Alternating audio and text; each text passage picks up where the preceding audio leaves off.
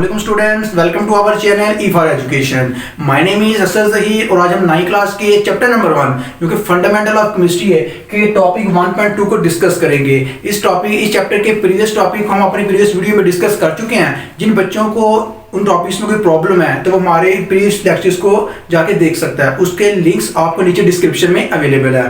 तो आज हमारा टॉपिक है atomic number and mass number. तो बच्चों, एटॉमिक नंबर्स और मास नंबर जो है ये किसकी प्रॉपर्टीज हैं? एक एटम की प्रॉपर्टीज हैं। तो इन प्रॉपर्टीज को डिस्कस करने से पहले हमें पता होना चाहिए कि एटम एक्चुअल में है क्या और एटम की डिस्क्रिप्शन क्या है। तो लेट्स स्टार्ट। हम आज बात करेंगे कि बेसिकली एटम जो है वो एक्चुअल में किन कंपोनेंट से मिलके बना हुआ है। तो आपको बच्चे पता होना चाहिए कि एटम जो है ये इसमें हमारे पास 3 टाइप्स के कंपोनेंट्स पाए जाते हैं, जिन्हें हम लोग क्या बोलते हैं? सब पार्टिकल्स बोलते हैं। और ये सब पार्टिकल्स किसके होते हैं? एटम्स के। तो एटम के जो सब पार्टिकल्स हैं वो हमारे पास हैं इलेक्ट्रॉन्स, प्रोटॉन्स एंड न्यूट्रॉन्स। इनसे मिलके हमारे पास क्या बनता है? एक एटम बनता है। तो बच्चे, एटम में इलेक्ट्रॉन्स, प्रोटॉन्स और न्यूट्रॉन्स पाए जाते हैं। अब अगर हम इन इलेक्ट्रॉन्स, प्रोटॉन्स और न्यूट्रॉन्स इनके ऊपर चार्ज की बात करते हैं तो बच्चे, जब इलेक्ट्रॉन पे हमारे पास जो चार्ज पाया जाता है वो कौन सा चार्ज होता है? Negative charge. प्रोटॉन्स पे जो चार्ज होता है वो होता है हमारे पास पॉजिटिव चार्ज, और न्यूट्रॉन पे हमारे पास 0 चार्ज होता है। मींस के न्यूट्रॉन्स पे कोई भी चार्ज अवेलेबल नहीं होता। तो हम बात करेंगे, हमने सब पार्टिकल्स की बात की, उनके चार्जेस की बात की। अब हम बात करेंगे इनके सिंबल्स की।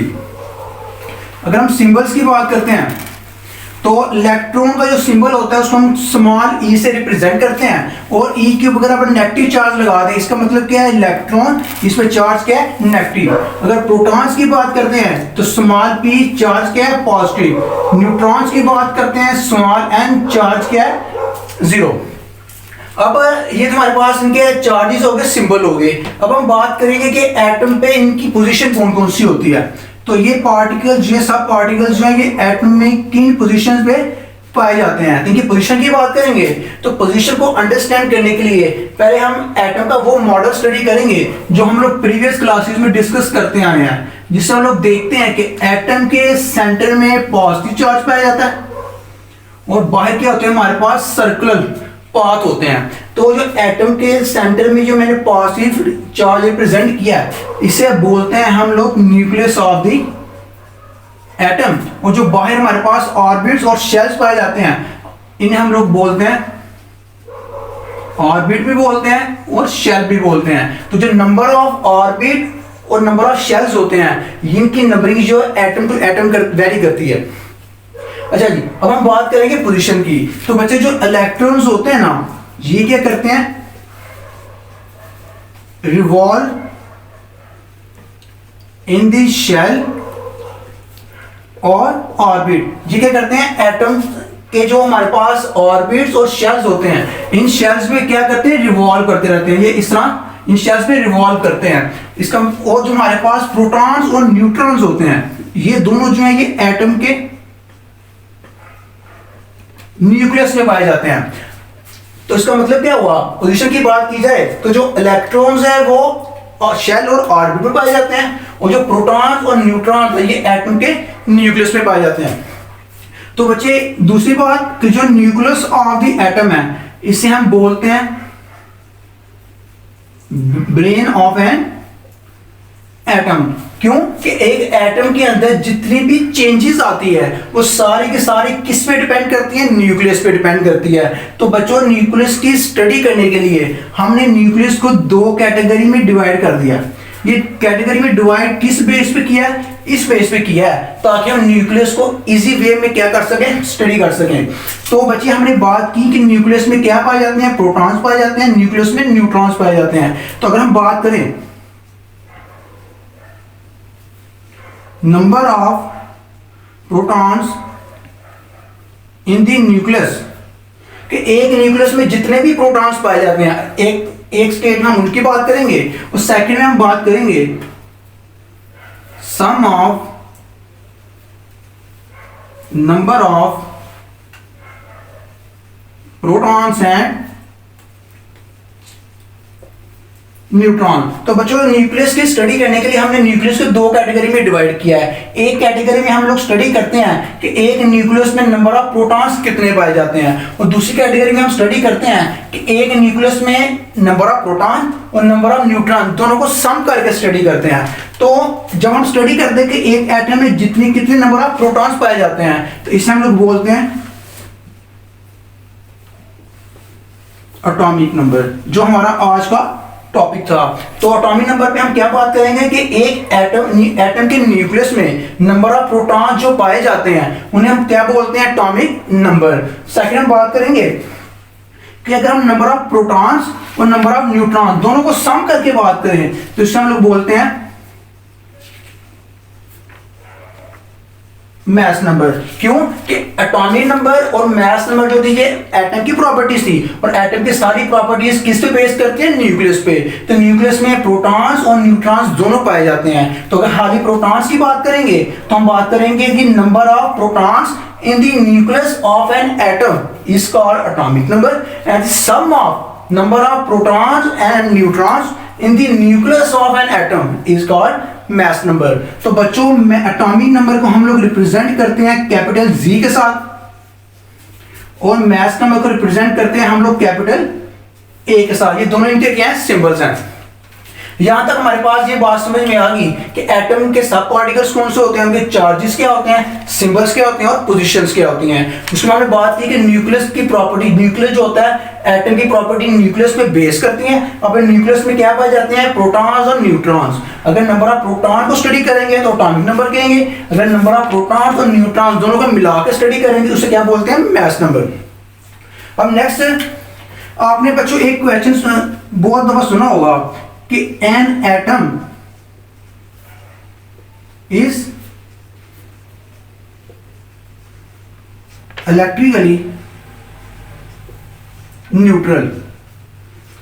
वाई, ये बहुत फेमस क्वेश्चन है। इसमें देखिए वो बात क्या कर रहा है कि एन एटम, एक एटम जो है इज इलेक्ट्रिकली न्यूट्रल। बच्चे इलेक्ट्रिकल का मतलब ये है कि पॉजिटिव या नेगेटिव चार्ज, न्यूट्रल का मतलब कोई चार्ज नहीं। तो कहता है कि एक जो एटम है उस पर कोई भी चार्ज नहीं होता।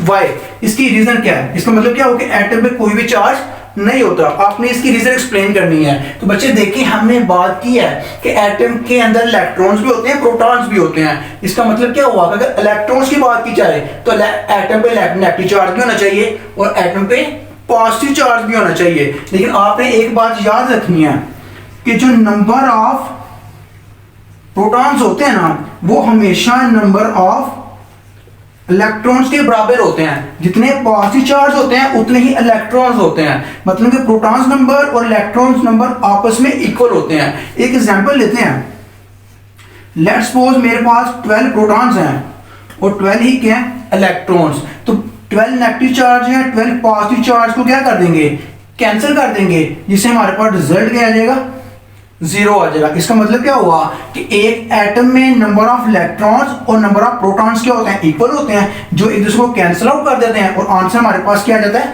0 आ जाता है। इसलिए हम कहते हैं कि एक एटम जो है वो इलेक्ट्रिकली क्या है, न्यूट्रल। तो यहाँ पे देखिए इलेक्ट्रॉन पे नेगेटिव चार्ज, प्रोटॉन पे पॉजिटिव चार्ज, न्यूट्रॉन पे 0 चार्ज। तो अब हम बात करें कि यहाँ पे स्ट्रक्चर में मैंने न्यूक्लियस पे चार्ज लगाया पॉजिटिव। तो न्यूक्लियस पे पॉजिटिव चार्ज क्यों लगाया, क्योंकि न्यूक्लियस में प्रोटॉन्स भी पाए जाते हैं और न्यूट्रॉन्स भी पाए जाते हैं। तो न्यूट्रॉन पे 0 चार्ज होता है, लेकिन प्रोटॉन पे क्या होता है, पॉजिटिव चार्ज। तो जब प्रोटॉन न्यूक्लियस में पाए जाएंगे तो न्यूक्लियस का चार्ज क्या हो जाएगा, पॉजिटिव। क्यों कि न्यूक्लियस में प्रोटॉन्स पाए जाते हैं और प्रोटॉन पे चार्ज क्या होता है, पॉजिटिव, इसलिए न्यूक्लियस पे चार्ज क्या होता है। अभी तक हमने बात की है कि एक एटम में जो नंबर ऑफ प्रोटॉन्स होते हैं वो किसके बराबर होते हैं, एटॉमिक नंबर के बराबर होते हैं। और जो sum of the number of protons and neutrons होते हैं वो किसके बराबर होते हैं, मैस नंबर के बराबर होते हैं। तो बच्चे आपने एक बात याद रखनी है कि जो हमारे पास एटॉमिक नंबर है हम किससे रिप्रेजेंट करते हैं, कैपिटल जी से।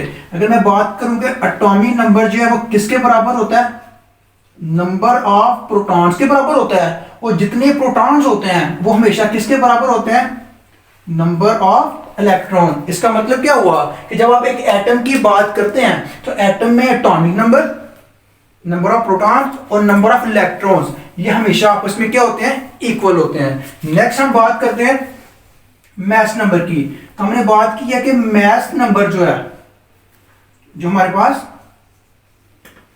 मास नंबर है वो किसके बराबर होता है, number of protons plus number of neutrons के बराबर होता है। तो बच्चे देखें आपने यहां पे एटॉमिक नंबर को किसके इक्वल किया, नंबर ऑफ प्रोटॉन्स के। तो हम नंबर ऑफ प्रोटॉन की जगह पे यहां पे क्या लिखेंगे, एटॉमिक नंबर। तो हम यहां पे बात करेंगे atomic number plus number of neutrons. इसका मतलब क्या हुआ कि जो मास नंबर है वो किसके बराबर होता है, atomic number plus number of neutrons के बराबर होता है। तो अगर आपसे कहा जाए कि नंबर ऑफ न्यूट्रॉन्स को आपने फाइंड करना है तो आप क्या करेंगे, एटॉमिक नंबर को इस तरह क्या कर देंगे, माइनस कर देंगे। तो आपके पास क्या हो जाएगा, mass number minus atomic number is equal to number of neutrons. इसका मतलब क्या हुआ कि नंबर ऑफ न्यूट्रॉन्स निकालने के लिए आप मास नंबर में से एटॉमिक नंबर माइनस करेंगे तो आपके पास नंबर ऑफ न्यूट्रॉन्स आ जाएगा। तो आइए इसी से रिलेटेड हम एक एग्जांपल सॉल्व करते हैं। तो एग्जांपल को सॉल्व करने का आपको मेथड होना चाहिए। तो सबसे पहले हम लोग इस एग्जांपल को सॉल्व करने से पहले सबसे पहले बात करेंगे वो हमारे पास क्या होगी, गिवन डाटा। तो अच्छा गिवन डाटा किससे कहते हैं, आपने इस स्टेटमेंट में से जो इंफॉर्मेशन निकालनी है उसे आप बोलेंगे गिवन डाटा। उसने आपको क्या इंफॉर्मेशन दी है, तो देखिए क्या लिखा हुआ है, atomic number of an element is 17। आपको एक एलिमेंट का एटॉमिक नंबर जो दिया हुआ है, एटॉमिक नंबर जो दिया वो कितना है, एटॉमिक नंबर को 0 से रिप्रेजेंट करते हैं, वो कितना है 17। और मास नंबर कितना दिया है, mass number is equal to A, और ये कितना दिया उसने आपको 35। अब आपने फाइंड क्या करना है, आगे लिखा हुआ है find the number of electron protons and neutrons. तो बच्चे आपने क्या क्या फाइंड करना है, नंबर ऑफ इलेक्ट्रॉन्स फाइंड करने हैं, नंबर ऑफ प्रोटॉन्स फाइंड करने हैं और नंबर ऑफ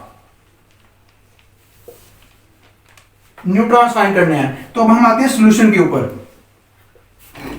तो बच्चे अभी आपको देखें, आपने इधर एक चीज सीखी है कि एटॉमिक नंबर जितना होता है उतने क्या होते हैं, नंबर ऑफ प्रोटॉन। तो पहले स्टेप में आप क्या फाइंड करेंगे, नंबर ऑफ प्रोटॉन्स हमेशा पहले फाइंड करेंगे, क्योंकि नंबर ऑफ प्रोटॉन किसके बराबर होते हैं, एटॉमिक नंबर के बराबर होते हैं। तो नीचे आप लिखेंगे atomic number is equal to number of protons, और एटॉमिक नंबर कितने हैं 17, तो प्रोटॉन्स कितने हो जाएंगे 17 हो जाएंगे। तो हम लिखेंगे number of protons is equal to 17। Part B में आते हैं। अगर हमने बात की कि जितने नंबर ऑफ प्रोटॉन्स होते हैं उतने क्या पाए जाते हैं, नंबर ऑफ इलेक्ट्रॉन्स पाए जाते हैं। तो अब हम क्या फाइंड करेंगे, नंबर ऑफ इलेक्ट्रॉन्स फाइंड करेंगे। हमें पता है number of protons is equal to number of electrons. तो नंबर ऑफ प्रोटॉन्स कितने हैं 17, तो आपके पास क्या आ जाएगा, number of electrons is equal to 17। अब नेक्स्ट हमारे पास क्या रह गया, नंबर ऑफ न्यूट्रॉन्स। तो नंबर ऑफ न्यूट्रॉन्स को फाइंड करने के लिए हमारे पास फार्मूला क्या मौजूद है, mass number minus atomic number is equal to number of neutrons. तो सिंपल से मेथड है, हम लिखेंगे number of neutrons is equal to mass number की जगह मैं इसका सिंबल यूज कर लूंगा जो हमारे पास क्या होता है, कैपिटल ए होता है, mass number minus atomic number. तो मास नंबर कितना है 35, एटॉमिक नंबर कितना है 17, तो हमारे पास क्या आ जाएगा 18। तो नंबर ऑफ न्यूट्रॉन्स कितने आ गए 18। तो आपके पास रिजल्ट क्या आ जाएगा, इलेक्ट्रॉन कितने हो जाएंगे आपके पास 17, प्रोटॉन कितने हो जाएंगे 17 और न्यूट्रॉन कितने हो जाएंगे 18। तो ये हमने एक एग्जांपल सॉल्व की है जो हमारी इस टॉपिक से रिलेट करती है। अगर आपको इस टॉपिक से रिलेटेड नोट्स चाहिए तो इस टॉपिक से रिलेटेड सारे नोट्स जो हैं वो आपको नीचे डिस्क्रिप्शन में लिंक मिल जाएगा और वहां से वो डाउनलोड कर सकते हैं।